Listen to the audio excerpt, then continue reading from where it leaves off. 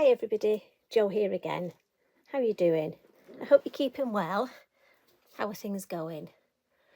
I thought we'd have a little catch up today, and what I want to share with you is a design similar to this one, and it's just focusing on, we've got some lovely new stamps from Lavinia stamps, and I just thought I'd show you a nice design using them. Now this is a very generic design, so it could be used for a birthday card, but also you could put a Christmas twist on it. I'm thinking add some holly and berries into this here, and you've got a Christmas card.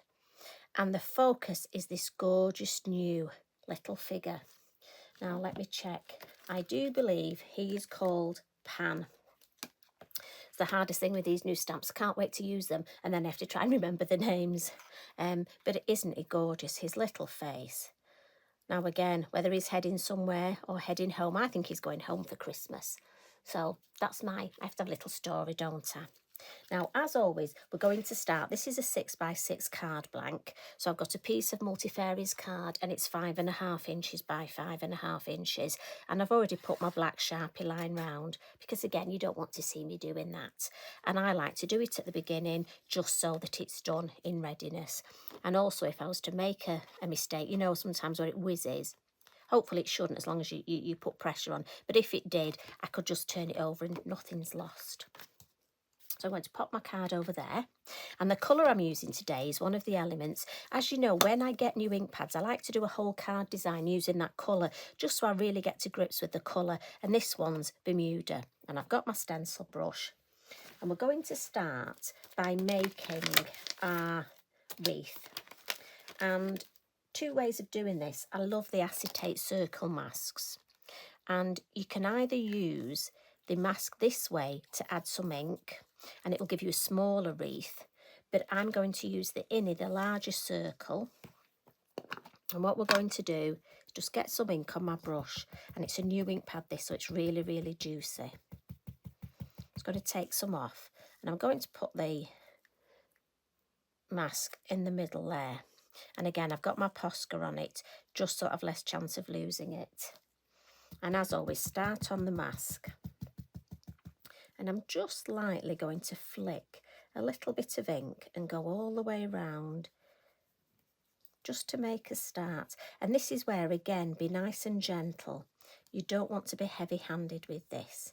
We just want to give ourselves a basis so that then we can stamp. And we've got that nice circle ready for the wreath. And I'm just going to almost make a circular motion now and just go round. Again, picking this ink up as I go round. And I don't want to, if I bring my brush out of the way so you can see, I'm not coming far away from the mask. I want a little bit of sort of greenery to give me a nice shape to follow with my stamping. Now what I am going to do is add extra ink at the base here. Now you could use low tack masking tape on this, but I'm just going to hold it because if it moves I can see where the circle is. And just to help with my perspective and give a bit of depth, I always like my depth in the bottom right hand corner. Just a little bit more ink along the bottom and that, so that when I take the mask away, that's what we've got. And it's just that basis, that's all we're looking for, and a bit more colour here. So I'm just going to wipe that mask, because again, for me it's always important to wipe it before you put it away, and then it saves getting ink on your hands and ink all over the card where we don't want it. I'll put those back in the plastic container. And what we're going to do now with this ink that's on here, we're just going to blend some ink round the corners and round the sides, but leaving a white sort of halo there. So again, just always ink up on the corners and round we go. These brushes are just perfect for this. So again, I'm starting on the corner because I've got the most ink. Such a lovely colour this. And with it being that sort of lovely, sort of almost quite a sage, quite a deep green, I'm thinking it's almost like a lovely Christmas green. Down that side. and that's just built that up lovely. Now again, if you had a day, for me, if I'd got some ink pads and say I'd got a day and I wasn't sure what I wanted to do, I could create quite a few of these in different colours, because again, I get a bit bored if I do them all in the same, got to be honest. But yes, I would just create a few, and then they're ready to be stamped up when you want to do your stamping. So let's put that there. So we're having it that way. And what we'll do now is we're just going to stamp. Now I'm going to wipe that up. Normally I wouldn't, but just for the purposes on here, if I don't, I'm going to stick my arm in it or something. So I'll try and keep it nice and clean and tidy. Just get some copy of paper. Now, he's absolutely gorgeous, so we'll stamp him in black.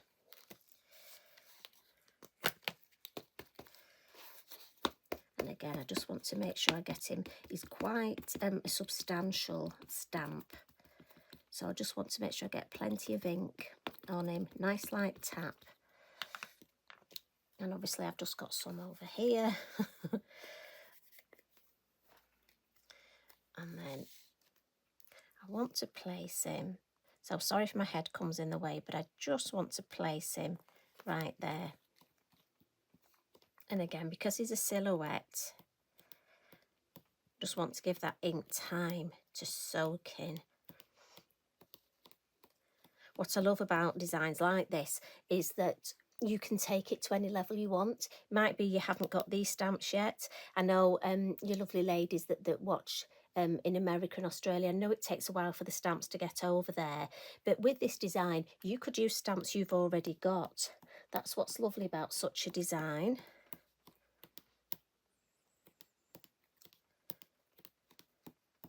So again, just giving him time for that ink to soak in. If I lift that up there, he stamps absolutely beautifully. And then what I'm going to do is I'm going to do some stamping around the edge. And for that, we've got this lovely small branch. And also, I'm going to stamp the wreath. And for that, we've got this lovely red berry stamp.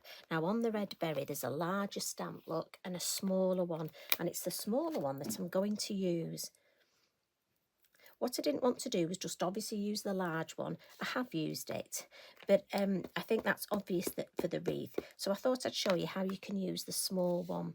And because we've got this shape, and again, if you just pop your head over, you can just, so anybody who's a bit unsure of how to stamp and get the lovely shape, because you've got it with the ink, and all I'm going to do is just follow the shape round.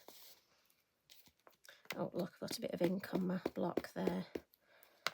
Don't worry, we'll get rid of that. We'll just put that over there. Stamp over it. And again, always turn your work. Make sure you can see.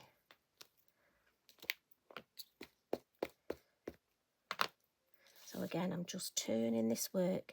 But what I'm trying to do is keep, if I show you, is keep that branch there on this line here, and then it'll give me that overall shape. So just being mindful, I keep catching the end of my block.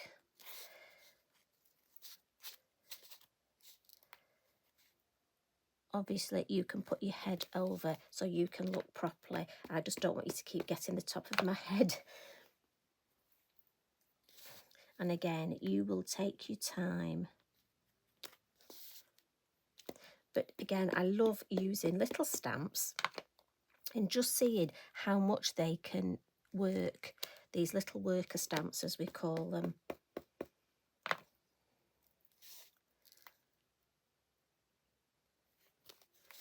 So we're nearly gone all the way around. Now at this point, do we need one? I think just one in there will fill that perfectly. And a little tip, when you're starting your wreath, I started there, if you notice. So on a clock, that's probably between 1 and 2. That's a good place to start, or either of the bottom sides here or here. And that's because your eye will not automatically go there.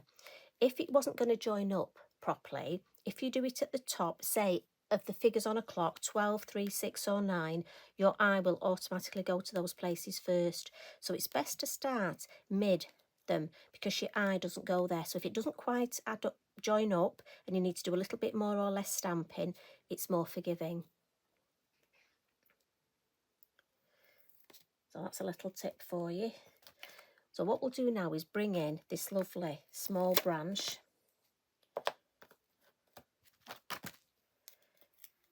And I just want to add a little bit of foliage around the sides here. Now, I'm going to stamp in black again. But like I say, I'm going to do the corners first. If you wanted to make this more of a Christmas design, you could bring in your lovely pound holly stamp and a little berry stamp. We've got quite a few of the berry stamps you could use. And I'll do all 4 corners first, just to give you an idea that you could just leave it with the corners if you wanted. So again, we've got the basis of a lovely design there, but I just want to add a little bit more.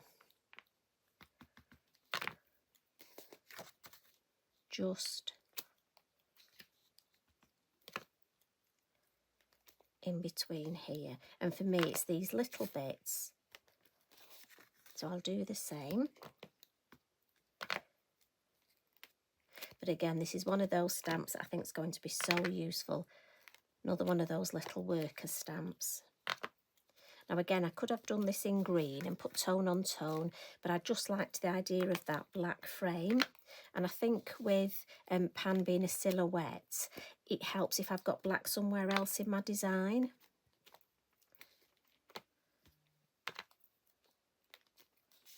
Just one more side, and again, turn your work. Well, I find it easier.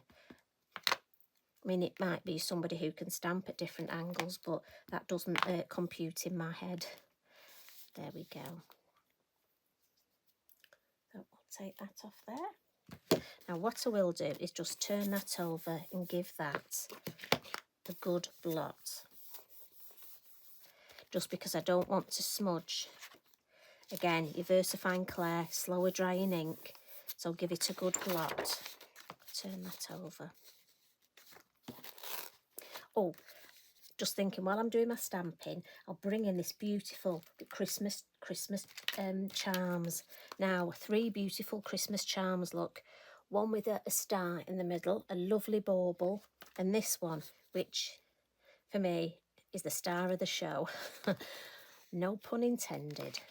And I just want to put that. I needed something for young Pan to look at. So I'm thinking he's looking at this star here, and that's just going to stamp there. There we go. And to me, that's what he's looking at. So we'll just blot that. And that's our stamping. And again, you could leave it like this, but I think that just looks a little bit bare to me. So I want to bring in the landscape, and again, I want to go for the smaller of the circle masks this time. And I just want this peeping in the corner here. So back with the same colour ink. And again, really important to dab some ink off. And I don't want this too much in the picture. So I'm just going to gently flick. And again, I want to keep it all tone on tone. I want to keep it very soft. And I only want to I don't want to come into the design here, just in that corner. That's lovely. And then I'll come in with my landscape masks. And I'm going to go for the flatter one. So that's number 1 in my head. Now, you could mask off this area, but I don't feel I need to. So I'm just going to hold my mask there. And again, always ink on the mat. And I always want it darker under where my silhouette is, because there'd be shadow there anyway. And then gently flick outwards and just go as far as the edge of the wreath. And we'll just change position a little. Just get a nice shape. Yeah, we'll go for that one. And again, I'm not going to re-ink because I want this lighter. Because again, the hills as always, to help with perspective, they will be lighter in the distance. And we'll have one more, I think. Let's put this here. And again, nice light up this. And again, if I want to just see, lift it, yep, that's enough. Don't need any more. Yeah, I'm happy with that. So, a couple of other little things I'm going to do. And I want to add some white pencil just to pan. Now, again, I'm using my white chalk pastel pencil just to give highlights. Your white gel pen would work just as well. As you know, I just find for me, my pastel pencil is a little bit more forgiving. I'm a bit heavy-handed with my gel pen. But again, you use whatever you find best. So I think that'll do nicely. The reason I'm doing this now is I'm going to flick some water, but obviously if the card's wet, it won't be easy for me to add my shadow. So I'm doing this now and then I'm going to flick that ink and the water. Now I need some shadow under Pan, and I think his shadow will come this way. The moon's there, so I'm just using charcoal pencil. I could use my black chalk pastel pencil and there'll be a bit of shadow there. So we'll just do that. And with my silver signal, I think I'm just going to add some nice twinkle on my star and on Pan's wings. I don't want to add too much because I don't want this to be a completely glittery. Don't want to take away. I love this design so much. So next what I would do is take my fan brush. Again, it's in my water pot. And I'm just going to pick up that ink from there. And I just want to add a little bit of the ink in just into the background here. And then I just want to add a little bit of water off my fan brush just to these corners, just to faux bleach them a little. And again, I'm just going to follow that design round. And I'll mop this up with Mr. Inky Binky, and then I'll just bring the design a bit closer to show you. So if I bring the finished one, if you look, you see this here, that's the faux bleaching, and that's that lovely effect with the water. And it is best if you let it dry naturally. So if I bring mine up here, you can just see that it's just starting, the water is starting to faux bleach. So I would leave that, and that's why I did it now, so that my pencil will be fine, this ink will be fine. Now the only difference to finish off, what I've done is I've added some liquid pearls. And again, to do those, all you do, I would pop some on my mat first, and then literally just hardly let the liquid touch the paper, the card, and then pull the bottle straight up and just work your way around. And again, if it was me, I would always turn the work. And then that way you've got less chance of putting your hand in the liquid pearls that you've just put on. So again, turn your work. So if I just speedily, and again you will take more time than me, whiz round. I hope you sat there now and you've got a nice cheeky brew, cheeky biscuit, or are we having a snack today? What are we going for? Must admit, it's getting a bit sort of more autumnal here, so my soup maker's on its way out. I think it's definitely getting that sort of weather. Oh, now this liquid pearls, this one's platinum pearl, because I wanted to keep, I just thought with this lovely Bermuda colour, it went towards silvers rather than golds. So if I put those two together, now what I'll do is I'll just clean up that little bit of the pearl there. Again, keep it all nice and tidy. And I'll put these next to each other. I was going to open it up like I normally do, and I realised it's on just a piece of white card. If I put those two next to each other, there we go. So I hope you love our new little pan as much as I do, and these lovely stamps. So I hope that's given you some inspiration. As I say, if you haven't got these stamps yet, there's lots of other stamps you could use. I hope you take on this idea. Thank you for watching and spending time with me. It's so lovely to spend time with you. I appreciate all your comments as well. Thank you very much.